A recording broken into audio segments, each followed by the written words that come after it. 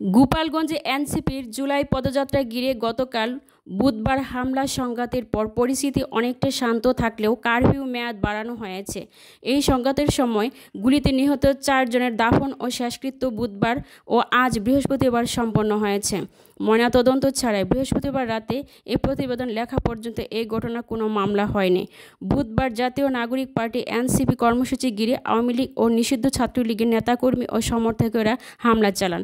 এরপর আইনশৃঙ্খলা রক্ষাকারী বাহিনীর সঙ্গে নেতাকর্মীদের সংঘাত বাধে। এ সময় গুলিতে নিহত হন 4 ব্যক্তি। সংঘাতে নিহত 4 ব্যক্তি হলেন শহরের কোটালীপাড়ার হরিণহাটি গ্রামের রাজমিস্ত্রি রমজান আলী, শহরের পূর্ব মিয়াপাড়া এলাকার মোবাইল পার্টস ব্যবসায়ী সোহেল রানা, শহরের উদয়ন রোডের পোশাক ব্যবসায়ী দীপ্ত। বৃহস্পতিবার সকাল 7টায় গেটপাড়া পৌর কবরস্থানে, একই সময় সোহেল মোল্লাকে টুঙ্গিপাড়া পারিবারিক কবরস্থানে, রমজানকে বুধবার রাতে এশার নামাজের পর গেটপাড়া কবরস্থানে দাফন করা হয়। পোশাক ব্যবসায়ী দীপ্ত সাহাকে বুধবার রাতে পৌর শ্মশানে সৎকার করা হয়। গোপালগঞ্জ জেনারেল হাসপাতালের তত্ত্বাবধায়ক জ্যোতিতেশ বিশ্বাস প্রথম আলোকে বলেন, 4 জনের মৃতদেহ হাসপাতালে আনা হয়েছিল, ময়না তদন্ত করা হয়নি। এছাড়া অনেকেই আহত অবস্থায় চিকিৎসা নিয়েছেন। পুলিশ ও নিহত ব্যক্তিদের সুরতহাল করেনি।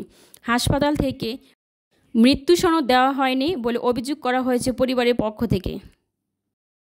দফায় দফায় হামলা সংঘর্ষ, আইনশৃঙ্খলা রক্ষাকারী বাহিনীর অ্যাকশনে উত্তপ্ত গোপালগঞ্জ। হামলা সংঘর্ষের সময় অন্তত 4 জনের মৃত্যু হয়েছে, গুরুতর আহত হয়েছে আরও অনেকে। পরিস্থিতির নিয়ন্ত্রণে প্রথমে জেলা শহরে 144 ধারা ও পরে রাত 8টা থেকে পরবর্তী 22 ঘন্টার জন্য কারফিউ জারি করা হয়েছে।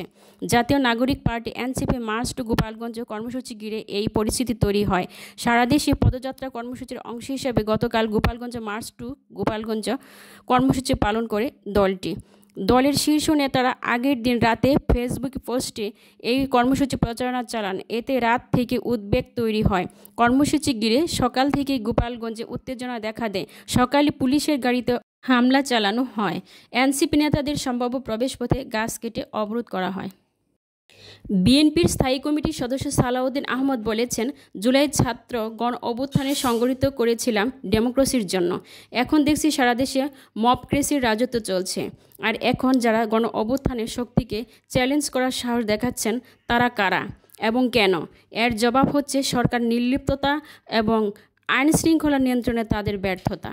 বিএনপির যুগ্ম মহাসচিব সৈয়দ এমরান সালেহ প্রিন্স বলেছেন, দেশের পরিকল্পিত সংঘাত ও ইস্যু তৈরি করে নির্বাচনকে অনিশ্চিত করার ষড়যন্ত্র চলছে। তিনি সকলকে সতর্ক থাকার আহ্বান জানিয়ে বলেছেন, নিরপেক্ষ নির্বাচন না হলে দেশ অস্থিতিশীল হয়ে পড়বে। গোপালগঞ্জে এনসিপি পদযাত্রাকে কেন্দ্র করে সংঘর্ষে গুলিবিদ্ধ রিকশাচালক রমজান মুন্সি মারা গেছেন বৃহস্পতিবার 17 জুলাই। দিবাগত রাত 2টার দিকে ঢাকা মেডিকেল কলেজ হাসপাতালে চিকিৎসাধীন অবস্থায় তার মৃত্যু হয়। চিকিৎসকরা জানান, হাসপাতালে আনার পর থেকে তার অবস্থা আশঙ্কাজনক ছিল। একাধিক স্থানে গুলিবিদ্ধ হন তিনি। অবশেষে রাত 2টার দিকে চিকিৎসকরা তাকে মৃত ঘোষণা করেন। রমজান আলী পেশায় একজন রিকশাচালক ছিলেন। সংঘর্ষের দিন তিনি রিকশা চালাতে গিয়ে গুলিবিদ্ধ হন বলে জানিয়েছে স্থানীয় সূত্র।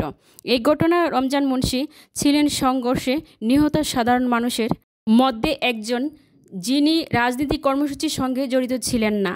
স্থানীয়রা জানান, রিকশা নিয়ে সড়কে বের হওয়ার সময় অতর্কিত গুলির শিকার হন তিনি।